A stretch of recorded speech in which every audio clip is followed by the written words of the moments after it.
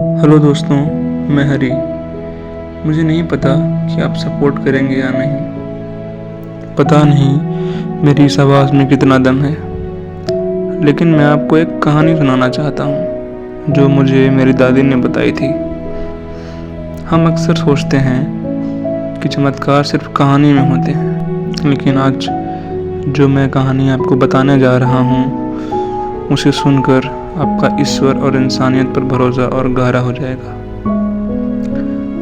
बनारस के एक पुराने मंदिर में जहाँ कभी कोई नहीं आता था, वहाँ एक बूढ़ा पुजारी रहता था। उस मंदिर में एक पुरानी और खंडित मूर्ति थी।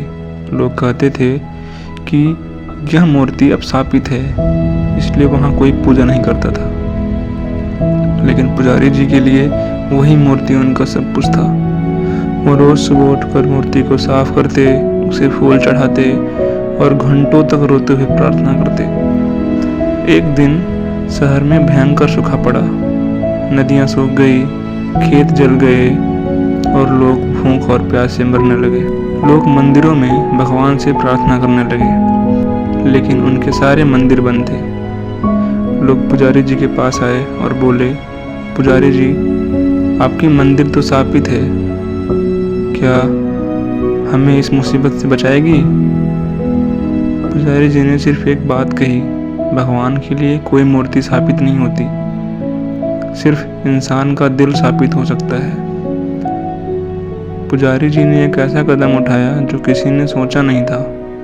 उन्होंने मंदिर के बीच में बैठकर अपनी जान की परवाह किए बिना भगवान से माफ़ी मांगने का संकल्प लिया।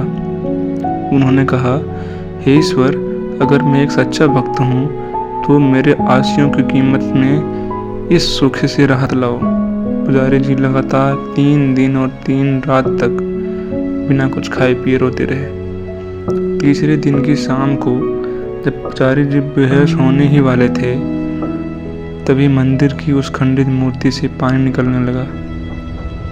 देखते ही देखते वहाँ पानी मंदिर की सीढ़ियों से होते हुए भी गलियों में बहने लगा। सूखी पड़ी धरती हरी भरी हो गई और लोगों की प्यास बुझने लगी। पूरे शहर में शोर मच गया कि मूर्ति ने रोना शुरू कर दिया है। लोग मंदिर की तरफ दौड़े और जब वहां उन्होंने देखा कि मूर्ति से पानी निकल रहा है तो सबकी आंखें नम हो गई। जब लोग वापस आए तो देखा कि पुजारी जी शांति से वहां बैठे थे और उनकी आंखें बंद थी। अब इस दुनिया में नहीं थे। उन्होंने अपनी भक्ति से पत्थर को भी पिघला दिया था और अपनी जान देकर लोगों की जान बचाई थी। लोग समझ गए थे कि भगवान मूर्ति में नहीं बल्कि उस भक्त के समर्पित दिल में बसते हैं।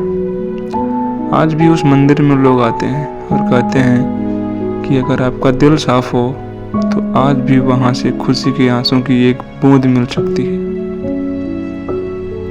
दोस्तों, पूजा पाठ और दिखावा में तो पूरी दुनिया लगी है, लेकिन असली भक्ति तो वही है जो दूसरों के दुख में अपना सुख भूल जाए।